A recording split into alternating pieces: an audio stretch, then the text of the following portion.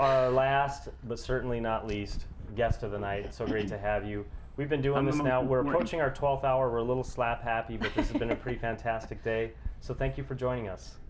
Yeah, no problem. I'm joining you here. I'm in New Hampshire at the Free State Project Liberty Forum, and we've had a great weekend here. A lot going on for Liberty here with the state legislature, and everybody's real excited about the Ron Paul campaign. Are you now this event that you've had this weekend? I have a lot of friends that go to example, and I've been myself to like Powercast and the Free State festivals up there. Do you have a lot of friends from the local area and happen to be from the New York area up there with you guys this weekend? Yeah, there's a good strong showing of New York people up here. Absolutely. By any chance, are Garrett and Annie there? They absolutely are. They are not here in the room with me, but they are here. Yes. Send them Forrest's love. I definitely will. I was hanging out with them earlier, and I'm going to see them in a little while. Yeah, they're great. So tell us a little bit about this event and give us some insight and what you're doing in the. Oh, by the way, little plug for New Hampshire. Hey, New Hampshire, live free or die. We got the mug here. We're all about it.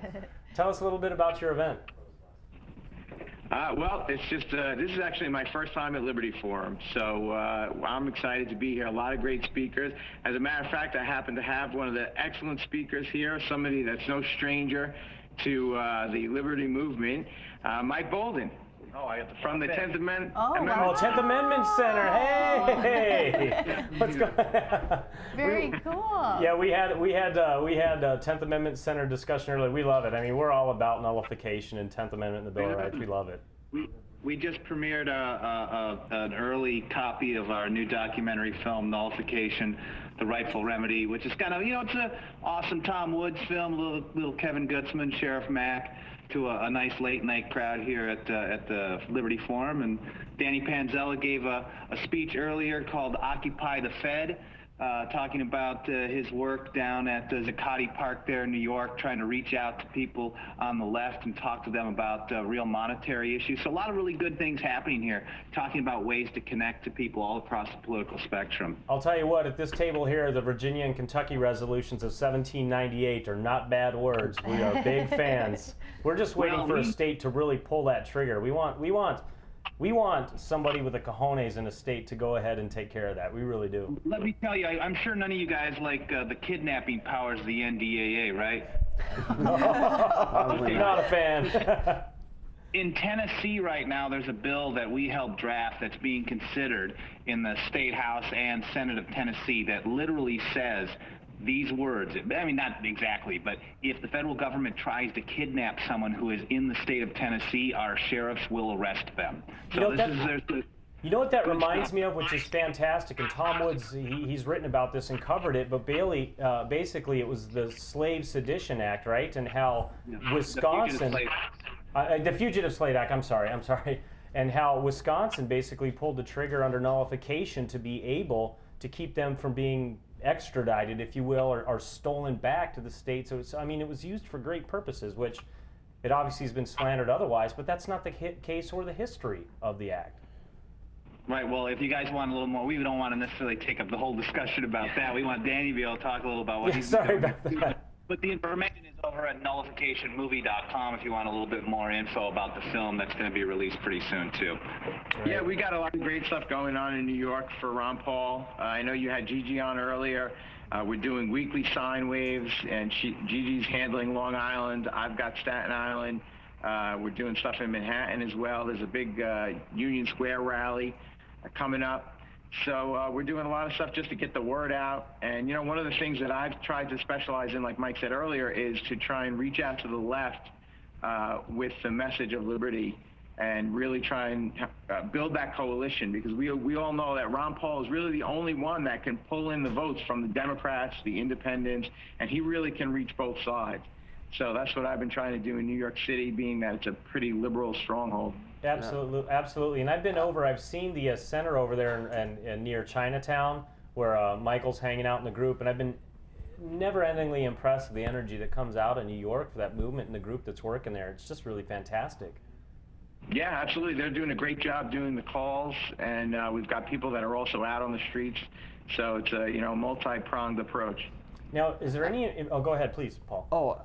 Very briefly, and you mentioned how important it is to reach out to the left. What type of strategies have you utilized to reach the left in terms of the way you tailor and communicate your message? I'm wearing a T-shirt that shows how we do it at the 10th Amendment Center. We talk about marijuana nullification. Danny talks about how, well, marijuana law nullification. Danny goes and talks about, hey, if you don't like what the banks are doing, stop using their fiat currency. And I'm sure he can share a little bit more about that. Yeah, I mean, well, one of the things that I was doing was with the Occupy Wall Street movement was kind of touching on how corporatism was really the issue, and the government and corporate marriages. And that really speaks to the left, as well as the peace message, of course. I mean, that's really the biggest message that we have in common with the left is the peace message. No, absolutely. We totally agree. And it's funny, like today, well, at least since Barack Obama came in office, at least the anti-war rallies that I've attended, really the only people that I really see there are mostly Ron Paul or libertarian-leaning people. I typically don't see the left anymore, but I do see some of them, because of the endless hostilities, kind of gaining a little bit of that back. And so it's kind of heartwarming to see, and I really appreciate your guys' angle on that, because to win this, we're going to have to bring everybody in and do it step by step. Danny. One exciting thing that we've been doing, so we're working on the NDA on a state NDAA, trying to nullify it on a state and local level. Just this past week, the 10th Amendment Center, we held a press conference kind of across the political spectrum with another organization called Demand Progress. This is no constitutional organization or right-wingers, and another organization called Bill of Rights Defense Committee. Well, we said at the beginning of this press conference that it's like, hey, we know when it's time to set aside differences and deal with a really important cause. And I mean, that's obviously what's going on in this whole 12-hour marathon here is trying to find ways to get people to focus on an important cause. And things like NDAA, peace, monetary policy, all these things bring people together across the political spectrum, and it's exciting times. Danny, did you get a chance to see the commercial that we aired today?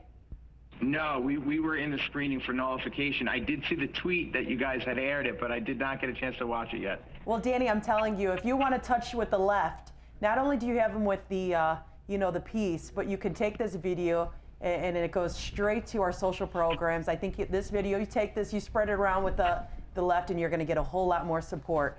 But thank you so much, you guys, for joining us. Unfortunately, we have to cut you guys off because we're closing up here in a couple minutes. So thank you. It was a real treat having you both. We hope to talk with you more. We're going to be on air Tuesday. Maybe we can get you back on again.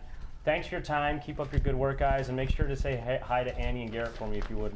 I will. Appreciate it. Thanks a lot, guys. Keep up the good work.